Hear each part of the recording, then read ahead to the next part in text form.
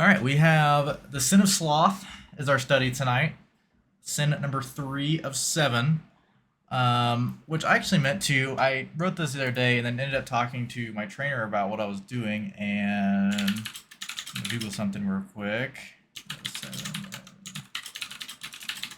Because he is not religious really, and I was telling him I was doing series on the 7 deadly sins. He was like, "Is that like from the Bible?" I was like, "No, that's a good point. I don't think I ever really talked about that." Um, but quick Google search. Not explicitly listed in the Bible, the 7 deadly sins originating from 4th century monastic, I don't know what that word is, tradition, specifically from the 8 evil thoughts outlined by monk Evagrius Ponticus to help desert monks fight temptation. And there was something else I read that I'm gonna see if I can find real quick. Let's see here. Because maybe this one. This one. Because it said something cool that I never really noticed.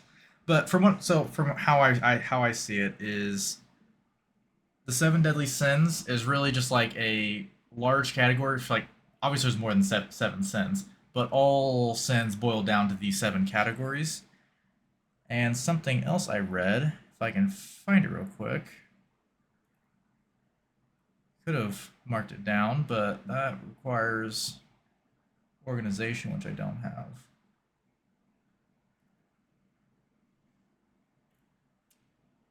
And there it is.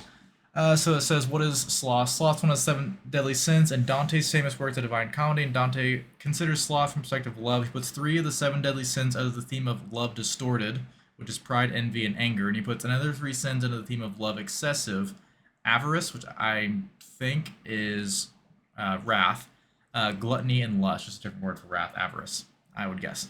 And then he says Dante places single sin sloth, calling it love defective. And I always thought sloth was more like, hey, don't be lazy, but it's actually a little deeper than that. It's not necessarily sitting on your couch one evening, but choosing not to contribute to your family, your friends, or society in a financial, moral, emotional, or spiritual way. Um, but this is not necessarily the case. Like just sitting or like hanging out one evening, you're not committing a sin of sloth. Now, if you did that excessively, that is the issue. What does the Bible say about the sin of sloth? If we flip to 2 Thessalonians chapter 3, we can see what the Bible says about the sin of sloth. So 2 Thessalonians chapter 3, and if someone wants to read 2 Thessalonians chapter 3, verses 6 through 12. Second Thessalonians chapter 3, verse 6 through 12. Yes, sir. It's a tongue twister of a reading right there. Mm-hmm. In the name of the Lord Jesus Christ, we command you, brothers and sisters, to keep away from every believer who is idle and disruptive and does not live according to the teaching you received from us. For you yourselves know how you ought to follow our example. We were not idle when we were with you, nor did we eat anyone's food without paying for it. On the contrary, we worked night and day, laboring and toiling, so that we would not be a burden to any of you. We did this not because we do not have the right to such help, but in order to offer ourselves as a model for you to imitate. For, for even when we were with you, we gave you this rule: the one who is unwilling to work shall not eat. We hear that some among you are idle and disruptive. They are not busy, they are busybodies. Such people we command you and urge in the Lord Jesus Christ to settle down and earn the food they eat. Perfect. So work for what you want and what you need. Don't expect others to fulfill your needs. This includes basic provisions, food, water, shelter. That's not a. Um, I don't think that's human right. I think that's something you should work for. Human right is you have a human right to life. You have a human right to air, not necessarily food and water and shelter. Right. Um, there are exceptions, of course. A widow with children, they're gonna need some help. Right. They can't work. They can't make a living and take care of their kids. They're gonna need some help. Hi, Tyra. Is she there? Yes. How was dinner? It was good. Excellent. What'd you eat? Did you see me following her around the Texas room? Roadhouse. You had what? Texas Roadhouse. Heck yeah. What'd you get? Just, okay, don't judge me because we've had steak the last 2 nights, but I just got a cheeseburger. I get a hamburger literally any restaurant I go to. We went to a Okay, That's uh good. like judging. like yeah, That's a good pick. that's That, banging. You're talking to Carson, the king of double cheeseburger from McDonald's. Yep, But I forgot about that. um, we went to a we went to Florida, Longboat Key. This has been 2, 3 years ago now. And we went to like this really nice seafood restaurant, and like everyone else's meal was like $40, $50 per meal. I was like, that's crazy. First of all, seafood disgusting. I'm gonna get this hamburger. Also, it's $10. Yeah. Best hamburger I've eaten in my life, by the way. That was so good. Oh my gosh. It was great. I ate so cheap that week, and they're like, their meals were all so expensive. They're getting like seafood and crab legs and shrimp and all this stuff. And I'm like, Yeah. burgers, bro. Not even very filling either. Like looking at it, I feel like it's just for the looks. There's not What? even on Like the crab plate. I legs? like seafood. I like some amberjack, some fish, some shrimp. But I also would definitely choose a burger 9 times out of 10 over it. So Yeah. good answer. Yeah, I Especially if like it's my food to be able colder to in the walk. yeah. Yeah. Anyways, where was I? Oh, obviously there's exceptions. A widow with children, not going to be able to make a living and take care of the kids at the same time, going to need some help. People who are like actually disabled, paralyzed, or quadriplegic, God forbid, that sounds terrible, and people who are terminally ill or whatever. But relying on food stamps because you can't work due to disability, that to me is sin of sloth.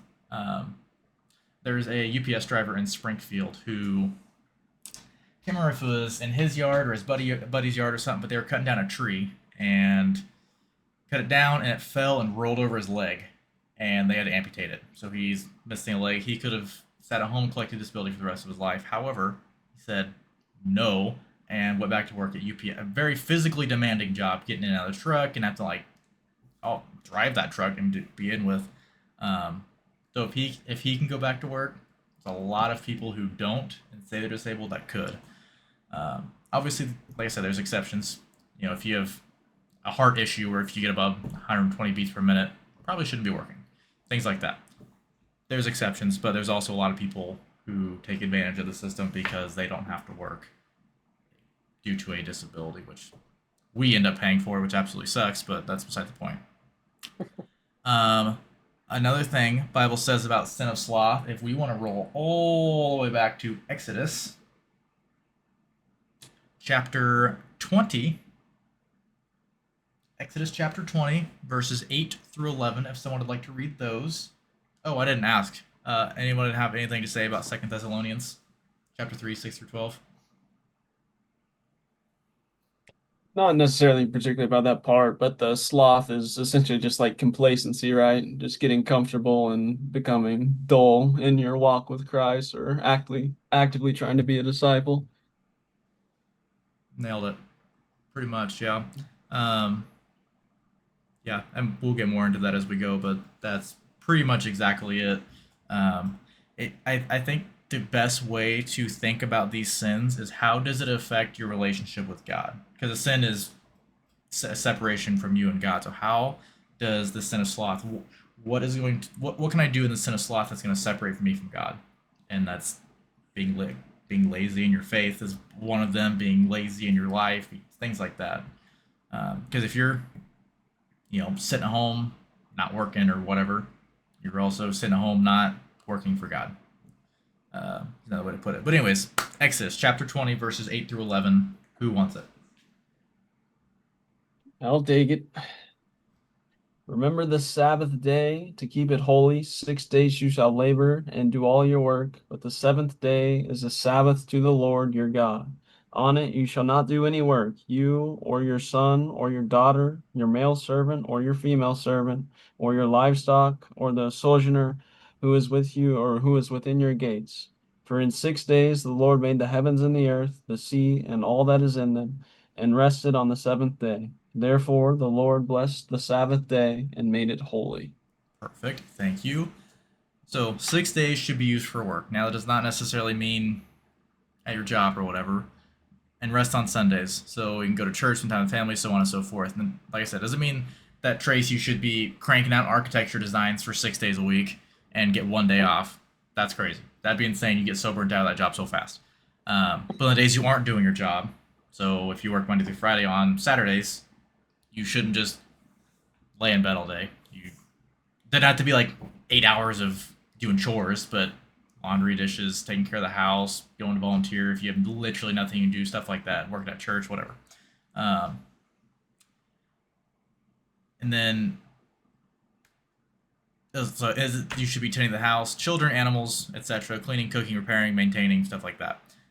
Doesn't mean on your days off from your job you should be working 8 to 10 hours, not at all. This just means to keep up with your household tasks, errands, familial obligations, and everything else so they don't get behind. Um, Working the last couple weeks, I have seen a lot of people who choose to let things get behind, and it is atrocious. Because I go to people's houses and I see how they live, and I'm like, my wife would just shrivel up and die if she was in this house. There's not a chance. And it's because they don't do laundry. They don't take care of things, and a lot of them are retired, not doing. I don't understand what they do with their time, but you know, each their own, I suppose. But essentially, 6 days we should be actively working towards our jobs, towards our households, towards other people. Especially, all of that should be done for God. Does anyone have any comments, questions, or concerns on that little excerpt?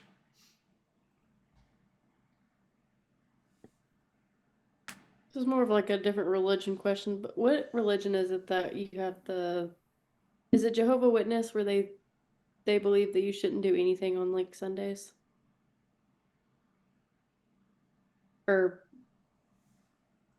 I think there's multiple that kind of take, like Logan was saying, pieces of it, but I'm not exactly sure which one is like anti anything. No church, no work, no nothing. Just sit there and rest entirely. Yeah, I feel like as God is not going to be upset with us if we do the dishes on Sunday or mow the yard, but as long as we're not spending all day doing that, neglecting our families, neglecting, you know, social responsibilities and things like that, like as long as we're not neglecting going to church and stuff, I think He's going to be okay if we clean our dishes off or something, cook ourselves a meal, things like that. my grandpa was helping my sister move one day, and this guy came up to him and he's like, "Do you go to church? Are you a Christian?" He was like, "Yeah." He's like, "You shouldn't be working on the Lord's day. You need to go home and rest." Like ripped him a new one. Yeah, yeah. I've always never really known exactly what. I feel like the Sabbath is kind of a gray area as far as what is work and what isn't. I guess I could have dove into that a little deeper here, um, but I was more focused on the sin Well, of sloth and the Sabbath itself. I think if I that also didn't think like, it's go ahead, Trish, you got it. I, I think it's I mean, we've all talked about this. This is not that it's not relevant, but this is Old Testament and they lived totally different lives back in the day. So I think probably most of those religions that think you shouldn't walk on Sunday because it requires work, uh, probably are kind of set in the Old Testament a little too much. Yeah. Like I was gonna say, if that dude like really wanted to be correct, like where he's getting that stuff from, I think he should be like going to church on Saturday too. Like if he wants to That's go kind of what I was knock thinking. on Because then, Yeah, back, then like the I'm pretty preacher sure is church working on needs to be on Sunday. Saturday. Yeah. yeah. Yeah. So I think Sunday is like a more modern New Testament type thing to separate from the Jews. But also something I was thinking about. We don't actually know that Sabbath is Sunday. It didn't say on Sunday God rested. Like as far as I'm no, aware, anyways. that's what I mean. The Jews used to it used to be like Saturday, I think. So I think in like kind of not rebellion or just to separate, they switched it. Sunday, I think somebody probably just picked it, you know what I mean? That's We'll why just do the day Catholics off. have church on Saturday. Yeah. I don't know. Gray area. I just kind of roll with it. One So thing I was gonna mention before we get into that was I think it's pretty cool how our calendar is pretty much built off of that. Like not like we have 2 days off on the weekend, whatever from work, but still there's like this you work and then you rest and spend time with family and friends and stuff, and then go back to work. So I think on that line of things, I think the Bible uses work here, but I don't think it's necessarily like increasing your heart rate to do things like requiring physical work. I think you made a good point. Spending time with family and going to church and things like that, I think, is kind of the reason here. I also almost feel like I kind of just thought of this. I also almost feel like it's a set day that God wants us to rest because when we rest, we can take time to reflect on Him. Because if Exactly. we're busy, busy, busy, busy, busy all week, especially 1,000 years ago, they had to work 100 hours a week just to survive. They didn't have the luxuries that we have now. They didn't have time to sit around. So they had to set a day. I will sit around on this day, rest from my tiring week, and reflect on the glory of God. Yep. I think that's a good point. Kind of a meditation in a way. Yeah. All right, so Proverbs has a lot to say about the sin of sloth. I have 3 verses.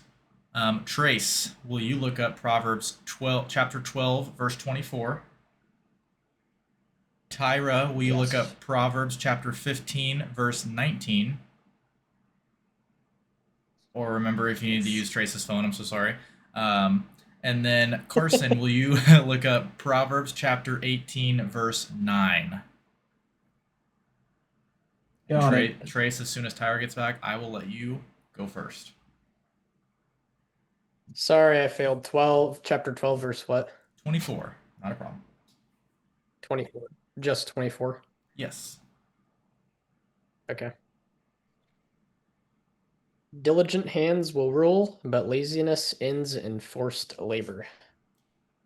So that seems pretty Mine's gross. Sorry, I'm gonna say just a little thing between each one.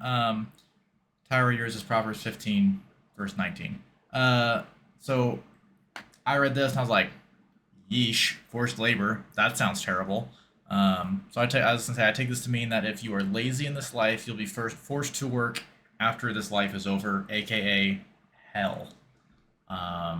Is kind of what I got from this because I imagine I don't know, maybe it's they just go and work in the absence of God. I don't know what happens there. I don't want to know what happens there. That sounds absolutely horrendous.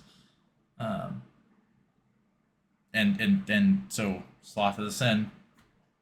If you sin leads to death, death leads to hell. So I feel like that could be a fairly logical thought process there. Maybe I'm totally wrong. I don't know. Just what I got from it. Tyra, hit it.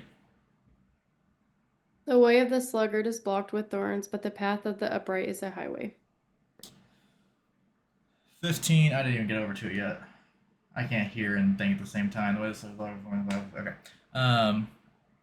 Only kind of thought I thought about there was I wonder if we always talk about how there's 64,000 plus connections in the Bible. Wonder if the way the sluggard is blocked with thorns, if that's somehow a reference to Jesus's crown of thorns. Obviously, Jesus was not a sluggard, um, but just interesting way to think. Sorry, I saw my eye. But the path of the upright as a highway is a cool thing to think about. Carson, Proverbs 18, verse 9. Whoever is slack in his work is a brother to him who destroys. So if you think about it, the ones who abuse the financial assistance system, such as food stamps, stuff like that, and placed by our government, are destroying those who are willing to work through continuously higher taxes. So if we had a lot less people who took advantage of that, we have a lot less need to keep increasing taxes. Therefore, it is hurting all the other people. Just an example of a real world example of how I see what this is saying. That does not mean that those systems are not in place for a reason. Like I said, there's exceptions.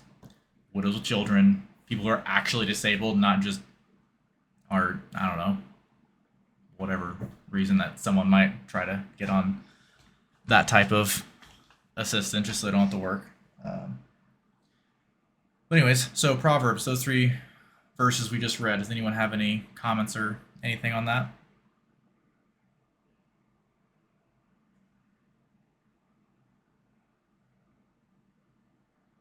I've always found it fascinating that these like there's a lot of stuff in the Bible that talks about working hard and like trying to better your physical health and all that sort of stuff, and I think that's pretty interesting. I think, you know, doing God's work requires, like I just Work. said, work. Yeah.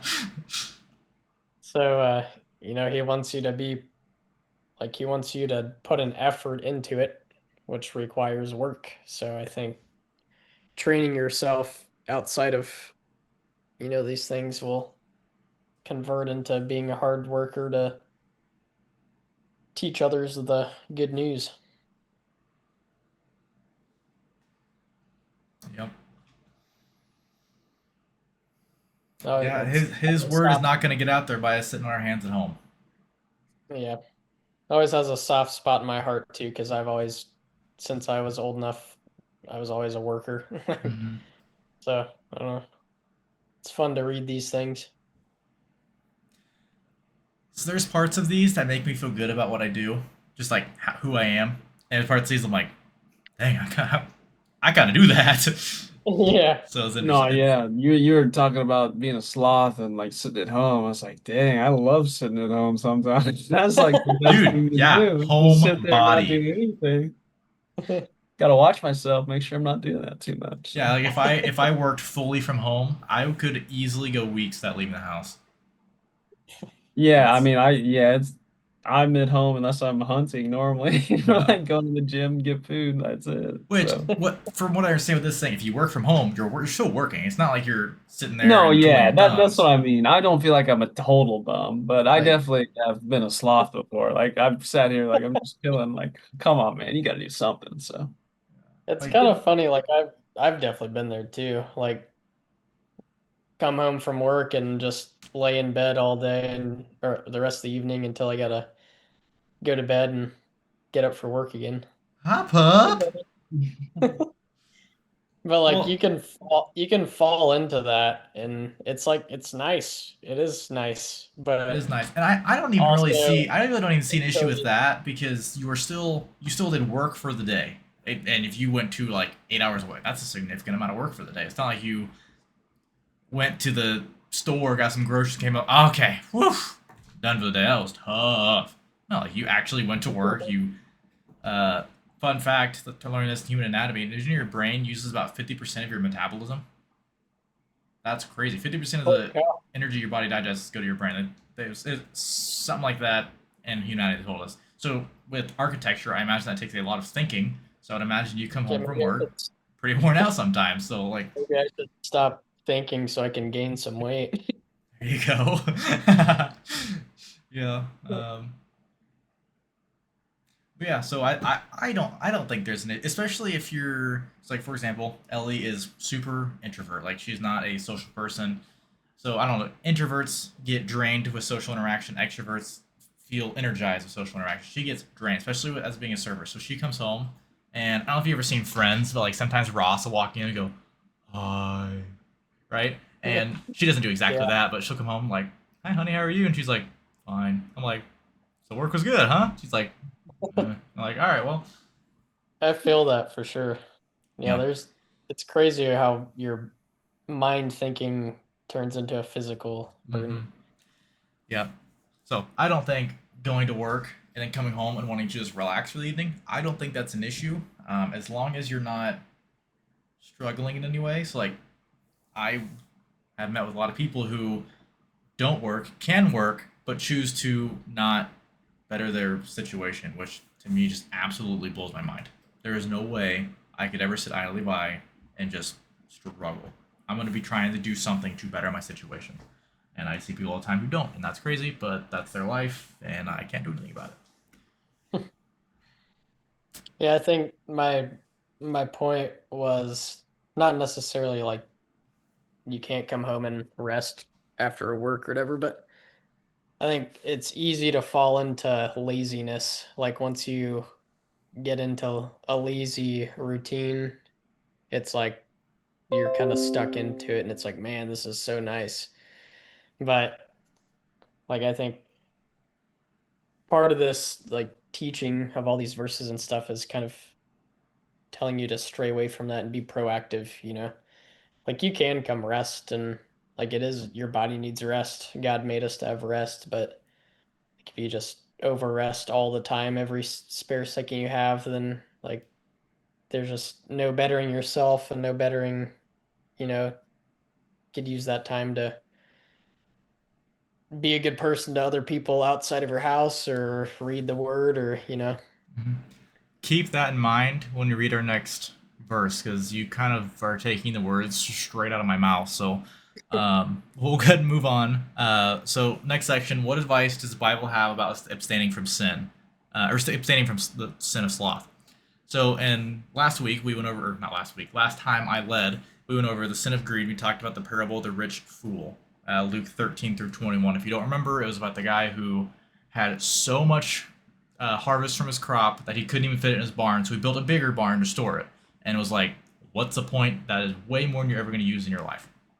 And I talked about how, he could be totally providing for his descendants, which is great, but you can't provide for them so much that they don't work, because they need to work so they don't commit sin of sloth. So anyways, I said billionaires have more money than they'll ever use in their lifetime if they continue to store and store, when they should be using their economic blessings and results of their hard work to give back to God through charity, through whatever. They have a huge platform they could do a lot of good with, and I'm not saying they should spend all their money away and donate it all. Like, they worked hard for where they've gotten, and I'm sure they've made some spiritual sacrifices to get there, and that's their choice. I would not make that choice, but that's their choice, and that's totally fine. But now they're in a position where they can't, like, they could hold a, say, hey, here is an email address. If you're struggling financially, reach out, and they could go through and, all right, well, you're obviously struggling. Here's $20,000. You're struggling here. Here's, they do something like that. Something to actually help individual people would be super cool. But like I said, you don't need to be storing up so much that your descendants get super lazy as well. Let's see what I think here. I wrote a sentence and it's not making sense. How just because they're doing wrong, so much. Oh, so just because billionaires are, doing wrong, not that they're necessarily being wrong, but they could be doing better by doing so much to get to where they're at. Does that mean that we should be working to do the opposite and have as little as possible? Yes, we, even as small-time humble people who don't make a ridiculous amount of money, we should still be trying to help in every way we can. But that does not mean, donate all your possessions and be poor yourself, right? So the next verse after this one, what we'll read, Proverbs 6 verses 6 through 8. I can find my way back there because I went back to the other one. 6 through 8. If someone would like to read that. I can read it. Go to the ant, you sluggard, consider its ways and be wise. It has no commander, no overseer or ruler. Did you say 6 through 8? Through 8, yes. Yet it stores its provisions in summer and gathers its food at harvest. So, work hard to avoid poverty. Don't be the reason that someone has to help you out. Accept help when you find yourself in a tough spot, but don't be in a tough spot out of laziness. And by doing, like, imitating the ant, you will be there. Ants. If you ever seen an ant just standing, it's probably because it's about to move and go pick up something 30 times its body weight, right? Ants are always moving, always working hard. They have ant hills and they store food in the ant hills during the summer, so during the winter, when there's no way they can eat through their savings essentially, and then once spring rolls around, they can go do whatever they do again. So be like an ant. Not necessarily you have to store up over the summer and just spend through it in the winter. Nowadays most people have, like, architecture, I'm sure, is a year-round job. You all in the winter when it's got a snowmageddon going on, you still have projects to draft, or I don't really know what you do. I'll be honest. I don't know what architecture is. That's really fine. Smart people You're stuff. sounding pretty good. Do what? Sounds right. Cool. I just know it's like smart people things. Like my brother's an engineer, right? It's like I don't know. I don't really know what you do. It's smart people things. I'm not there. Any comments on that?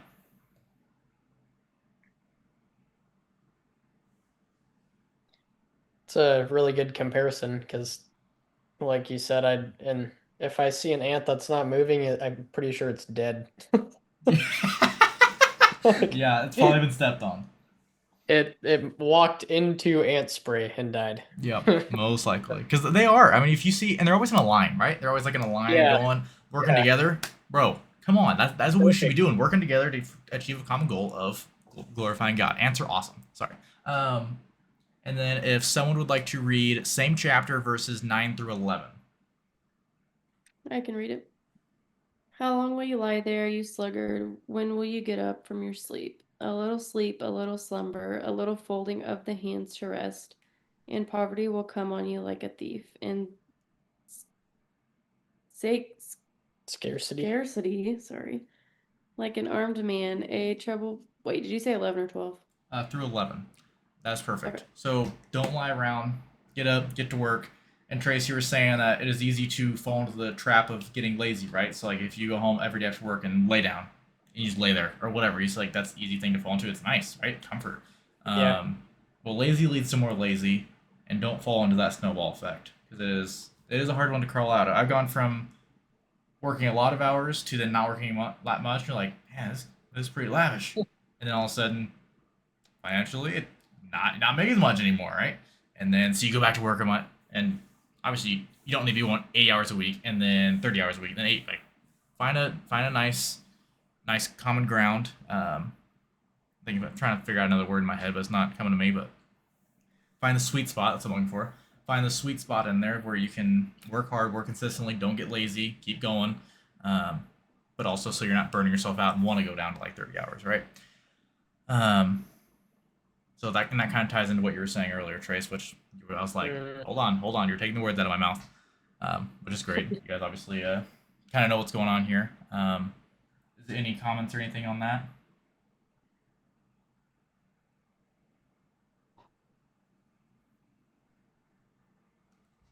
I think at the end there it says, "Come on you like a thief, and scarcity like an armed man." Kind of like I was saying, it'll come onto you, and you won't really realize it until it's too late. Yeah. So, kind of one of the things that why he's teaching this is because it does come on, and you don't realize it's coming on. So, be aware. It's easy. I mean, it's easy to get there, right? Like when you're, Yeah. if you get into a flow. You get into a flow if you go to work, you come home, you rest the evening, get ready for the next day, go to work, come home, right? It's easy to get into that flow because I feel like as humans we are prone to routine. And routine's great for some things, most things. Routine's great for most things, but it gets to a point where you have to break it up a little bit so you don't get complacent. Like Carson said, sin of sloth is basically complacency in your faith. So Yep. make a conscious effort to you come home and you realize I kind of haven't been doing anything for a couple hours. I'm gonna go open my Bible. I'm gonna listen to worship music. I'm gonna go do the dishes. I'm gonna I don't know vacuum the floors. I don't know whatever you do to break up your eating, whatever. That's totally fine. But just try not to get into that monotonous routine of every day being the same, which I love. I love routine. I love waking up, doing the same thing every day. It just gives me so much peace. And Ellie is the opposite. Like, if I do the same thing 3 days in a row, I'm going to throw up. And I'm like, well, I don't feel that way. I ate the same thing for lunch growing up every day for 13 years or whatever. I'm good on routine. So like that is something I definitely struggle with, especially if I have like like when I worked at Prime, every day was the same. Go into the office at 6, leave the office at 5, go home, get ready for the next day, etc., etc. Detailing, every day was different. You start at different times, you go to different places, which I didn't like as much because I like that routine, but it also helped me break up and not get that complacency. It kind of kept me wanting to work harder and do more and stuff, right? So definitely a struggle I have is not falling into that routine, that complacent routine. Um, but Colossians 3, verse 23. I'll read that one actually, since I haven't read anything yet. So it's Colossians 3, verse 23 says, "Whatever you do, work at it with all your heart, as working for the Lord, not for human masters." So I heard a sermon once that was talking about how it doesn't matter what you do as long as you do it for the glory of God. To an extent. Obviously, if you're like, I don't know, prostitute or something, can't really do that for the glory of God. But if you're an architect, by golly, you can do it for the glory of God. Um, that architecture, amazing. I don't really know what you do, but you're really smart, and you should do that for the glory of God. You can do that by talking to your coworkers about your faith. You can do it by, I don't know. I don't even know what you do. I'd be able to make more examples if I really understood what architecture was. Do you like? What do you do? I mean, what do you like? Make the buildings look pretty?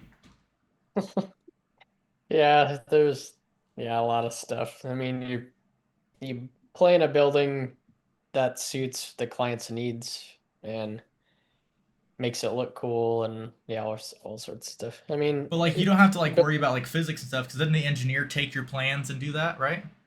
yes, yes. We hire on your brother to do that part. Yep. So, Gotcha. I mean, like you can design buildings to make people more active if you wanted to. So, that sort of stuff. No escalators. You do stairs. Respect. Yeah. That's Your what part. that's what my graduating thesis was on, was active design. Really? That's Yeah. awesome. That's funny. It's like Um. tuck the elevator where no one can see it and put the stairs right in Yep. the front. Yeah. That's smart. They need the parking garage like way far from the building. Yeah, stuff like That's that. cool. Um. If you want to make graphics for political campaigns, wonderful. Do that. That's needed. However, do it for the glory of God. If you want to manage the dental office, right? You manage the back office. Is that what or whatever.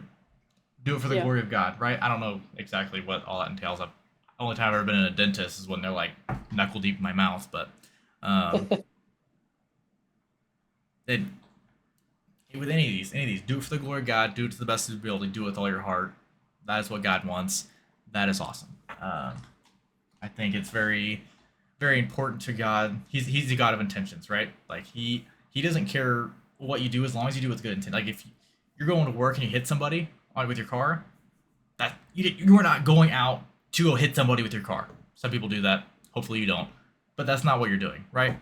He's a God of intentions. He knows you were intending to get to work and you made a mistake and hit somebody, ran a red light, ran a stop sign, I don't know, popped a tire, whatever happened. God of intentions. So as long as you're working hard at what you do to the best ability with all of your heart for the glory of God, I think just about any career is fine. As long as it's not like something that's immoral, like, I don't know, contract killer. Can't really do that for the glory of God. Well, I don't know. Maybe you're killing Satanists. I don't know. Anyways, um, that's a Dexter. that's a whole yeah, Dexter, right? Dude's killing serial killers. Isn't that what he does? I've never seen the show, but I think it's what he does. Yeah. I mean, hard to argue against that. You know, one of my favorite things about human society is anytime like a child predator goes to jail, they almost like, I don't know what the percentage is, but they like always get killed or at least beat up brutally. Lord forgive me, I love that. I think that is the best thing. Like, I mean, come on, do they not deserve that? Come on. Anyways, Yeah. that's uh that's a different conversation. So last section here.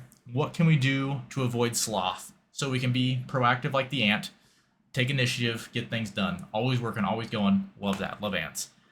Set goals and achieve them. So if you had a hard week and you're wanting to have a chill weekend, totally fine. Makes sense. Set some goals for things you want to get done on Saturday so you can have a chill weekend. Doesn't mean anything crazy. It can be simple as like mow the yard, get the laundry done, make sure dishes are caught up, whatever. Doesn't have to be like, hey, let's go build a shed for Uncle Joe, right? Um, Things like that, but still keeps you honoring the sixth day of work and respecting the Sabbath. So on Sunday, you can, you went and built Uncle Joe's shed because you had a relatively easy week. Said, hey, Uncle Joe, let's get this shed done. We're gonna or put our backs into it. We're getting this done today. And you're like, awesome, get it done, perfect. But if you want a chill weekend, you just want to, hey, just get things caught up around the house. Let's go to dinner. Let's have a date night, watch a movie, some ice cream, cuddle up on the couch, whatever. Perfect, awesome. love that. As long as you still got some stuff done during the day. And obviously, there's times where that's kind of hard to do if you're, if you're on vacation. I mean, you're on vacation, you know. And maybe you're working, maybe you're considering cooking work and keeping the place you're in clean and doing laundry. I mean, sometimes you gotta do laundry on vacation, right? So still finding ways. And even if you're like going to the beach, running up and down the beach and playing in the water, might be considered work. I don't know. That's a gray area. Anyways, um, where was I at?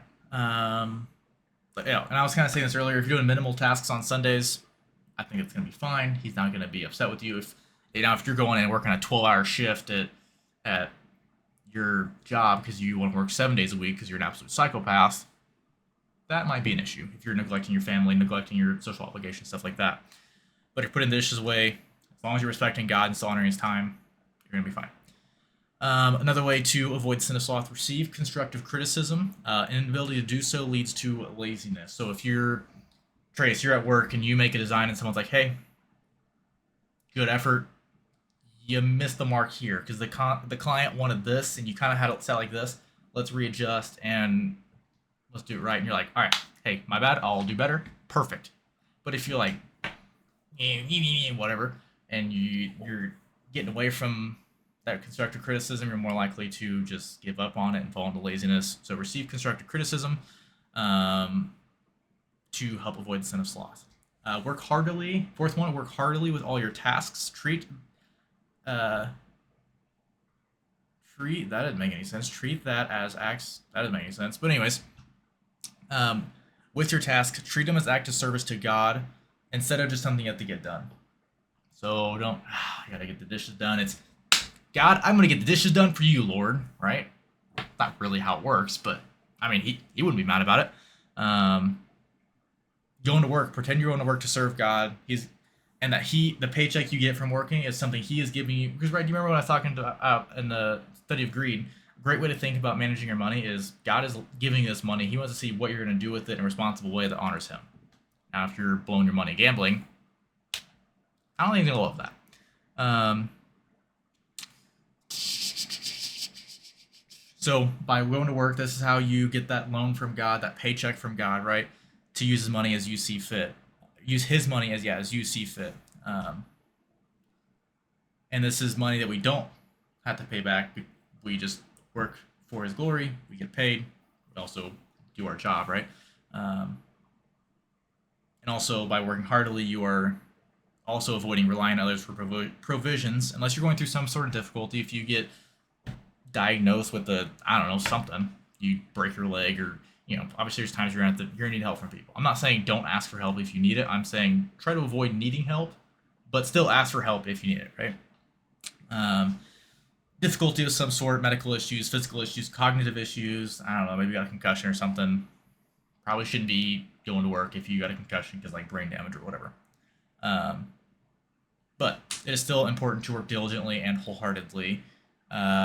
Fifth and final way to avoid sin of sloth is avoid excessive comfort. Constantly putting yourself in a position that you can be lazy breeds more laziness. As I said earlier, lazy leads to more lazy. So get adequate sleep, but don't go to bed at 8 and wake up at 9 the next day. That's crazy. First of all, that's just bad for you. There's no way. If I sleep over 8 hours a day, back destroyed. Not a chance. I'm done for the day. So get adequate sleep, right? But don't sleep your whole life away. Make sure, set an alarm, or if you do wake up after 7.5 hours, that sounds glorious, by the way. Hate waking up to an alarm, but still necessary to do.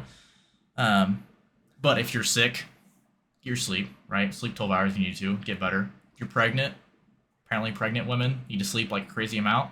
Do it. You're taking care of a whole other human, right? Do what you need to do. But to wrap up, sin of sloth is more than just being lazy. It is a disrespect to God that you don't think the time He has given you is worth your time and effort to do something in His glory. Don't let situations be an excuse to be lazy.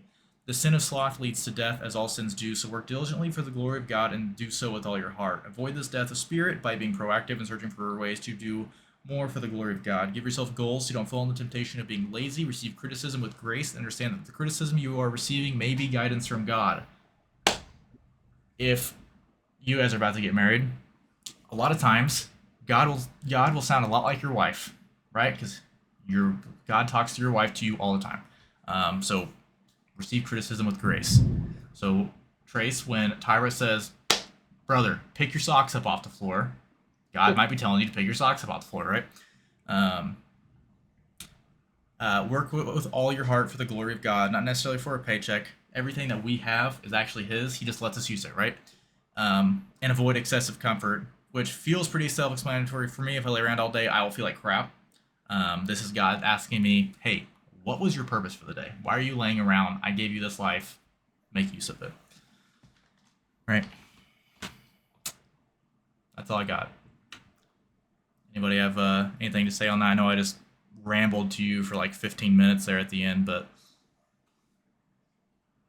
Good stuff, man. appreciate it. Appreciate it. Yeah, I think one of my biggest takeaways is like maybe it's just for me, but like when you get complacent and lazy and all this stuff, like for me, I just don't mentally feel well. Like I don't feel like I'm doing the right thing or doing what I should be doing. Um, I think that's for me, that's kind of like in the same words that you're saying of how God is a God of intentions. Like my intentions are just to be lazy because I don't want to do anything. Like I just don't really feel good, you know? And I feel like our life as Christians is all based on, you know, if you're doing the right thing, like God's gonna make you feel good and let you know that you're doing the right thing. So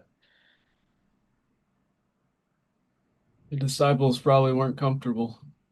exactly. The people who did the most for the Lord probably didn't have too many days where they laid in bed. So that's probably the motivation, you know what I mean? You can't be a disciple if you're not doing anything. That's good. I like that. Jesus told them that before they even committed to him. It's like follow me, but it's gonna be work. Well, I was saying earlier, something for me. So I am a routine. I probably have been great in the military, right? Routine, like out the butt, right? Super routine. I thrive in routine. But routine leads to complacency, and when I get comfortable, I won't realize I will get comfortable, and God's got to smack me beside the head with something like, brother, what are you doing? Come on, get back on track. Let's do something. And it's not until that happens that I'm like, oh shoot, yeah, I've just kind of been just going with the flow. I've got comfortable. I've not, and yeah, Carson's comment on if you're not uncomfortable, you're not doing something right. Like we should like imagine Paul going up, standing in front of a whole bunch of people who want to kill him, being like, "All glory to God. He is all powerful, and he has sent his son to die on the cross for your sins." And then people are just like lynching him or something. I don't really know. I don't remember all of the stories, but crazy things are happening to him. People are like, he's getting thrown in jail. I'm pretty sure he died. Didn't he get killed? Like he didn't like die of old age. Didn't he get killed? Yeah, like he he was probably never comfortable, and that's like Carson said. That should be the motivation for us to someone there. No, I feel right here water dripping. I'm not sure if it's Oh, I good, think I have a leak somewhere. awesome. Per request for Trace's roof. Not Hey, fun. time to get to work. Yeah. What are you doing sitting on the couch? No, I'm just kidding. Um, but yeah, like Paul was never comfortable, and that should, like Carson said, that should be our motivation to if we're getting comfortable. Hey, let's take this as a sign. We need to get uncomfortable by doing something for the Lord. Um, Yep. which I think this whole recording these and put them on YouTube is a great way to do that. But it's not really uncomfortable because, like, first of all, we have not gotten like any crazy amounts of views or anything, which is fine. We're posting this so God can use it as a tool to work with.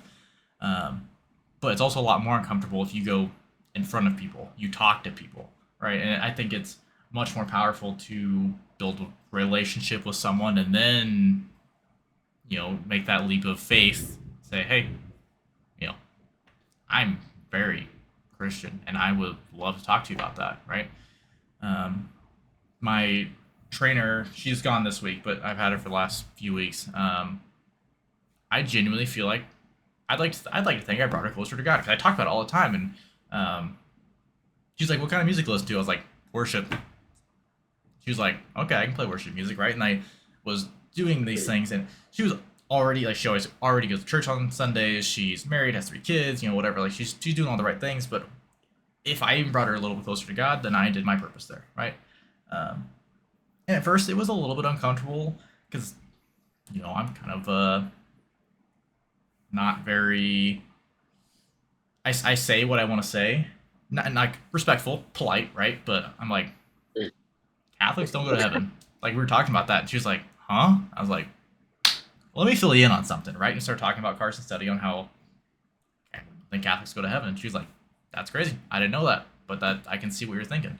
And having these tough conversations, especially first of all, just to inform people, because a lot of people think Catholics are like the most devoted Christians, which is not really. They are very devoted to their religion, which is wonderful. It makes them good people. But if good people don't get into heaven without Jesus, right?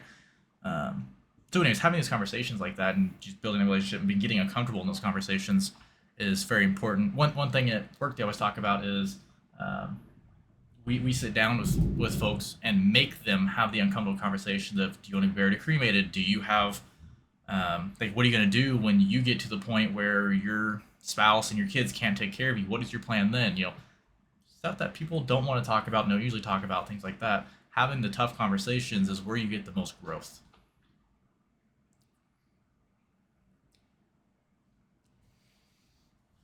My mouth is tired. Preach it, brother. Daggum. Anyways, that's all I got for the day. It's good stuff. It's definitely something that not a lot of people think about and know that it's in the Bible. So it's good to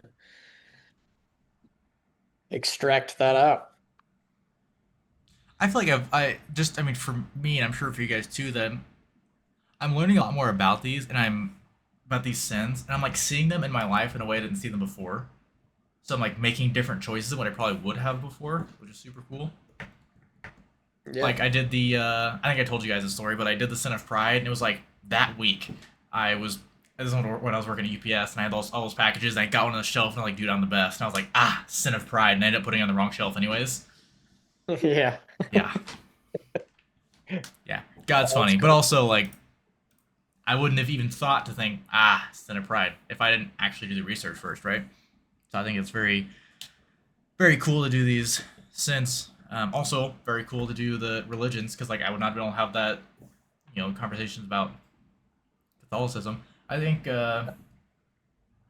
someone asked Charlie Kirk once, how are you so good at this? He was like, I read a lot of books, right? I don't read a lot, but doing this research, right? I obviously have to read to do the research, um, but doing this research is like super increasing my knowledge and my ability to talk about these things. So it's very, very cool. I'm very, very appreciative of this study. This is good. Me too. Totally agree with you. I've always told people, it's like, if I had to give up going to church on Sunday or give the study, I would absolutely give up going to church on Sunday, because I get so much more out of this. Because like going to church on Sunday is awesome because you get the music, you get the feeling of the whole room. Everybody just wants God, and you get the sermon of someone who's super knowledgeable talking about all these things that in a way you've never thought about before. But something about being interactive with it, even if it's 3 people who have never even opened a Bible before, is going to be so much more impactful than just going to church. If you don't really know what's going on in church, then it's kind of hard to follow along. But if you're sitting in a group with 3 other people who also don't know what's going on, then you can kind of work together to figure out what's going on. I just love this Bible study. It's so wonderful. Me too. Holds you accountable. Yeah. I also think, how proud Bob probably is. He's probably out there in heaven going, "Oh yeah, it's my boys," like. I know for a fact that is true. Oh, that reminds me. So with my trainer, we're talking, and so I think in Revelation at some point it says Jesus comes back and takes all of his followers, living and dead, at the same time, right? Something like that. So I was thinking, well, it sounds like everyone gets to heaven at the same time, which means that people who have passed aren't in a better place yet. But she was like, wasn't heaven beyond time? I was like, Exactly. so if you It's think a about weird, it, if you think it's a about it, weird thing to we are understand. Yeah. celebrating in heaven with Bob right now. Yeah. We all enter the kingdom of heaven together. But that doesn't mean when he passed, he didn't instantly go to heaven. Yeah. Because time is not. Super Time interesting in to think heaven is about. weird. Yeah. Yeah. Cool though, because Very we cool. all get to enter together. So that's awesome.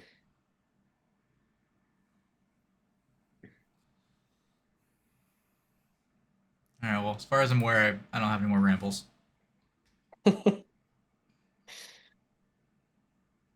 I love it, man.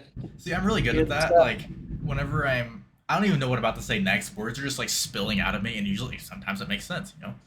And to me, that's like God is talking through me. I don't know what's about to come out of my mouth, but usually it makes sense. Usually it's beneficial to the conversation. Sometimes my brain gets in the way and I say something stupid. But yeah, that's all I got. That was fun. Appreciate it, gentlemen. I should be fine for next Wednesday, especially if I'm not at my current job anymore. I will be in Georgia all of next week for a work Ooh, trip. So we might want to take a break for a week. sounds And good. I'll pick us up maybe a week from Wednesday or something. What you doing? That works. We have a election party or something. One of our candidates in Georgia has a campaign, so they're doing like some staff retreat out of it. I don't know. I'm You're not getting to go to contracted Georgia. anymore, so I got to jump through all the hoops. Yeah. So Heck That's yeah. cool. Fun. Yeah, that's totally fine with me. And if you are too busy to get a study together, let one of us know and we can put one together. I should be fine. But like I said, I'll just be doing I don't even know what really all throughout the week, so I don't want to commit because I know I'd probably move it. So Not a problem. Not No a problem either. problem. I'll just make sure next Wednesday to extra devote some time to the Lord or something. Yep. I'll do cartwheels for God. I don't know. All I'll get right. a Well, I will see you guys in 2 weeks then. Alrighty, guys. Carson, have a be good one, safe. boys. Yep. See you. Grace, go design Thanks some for having us, things.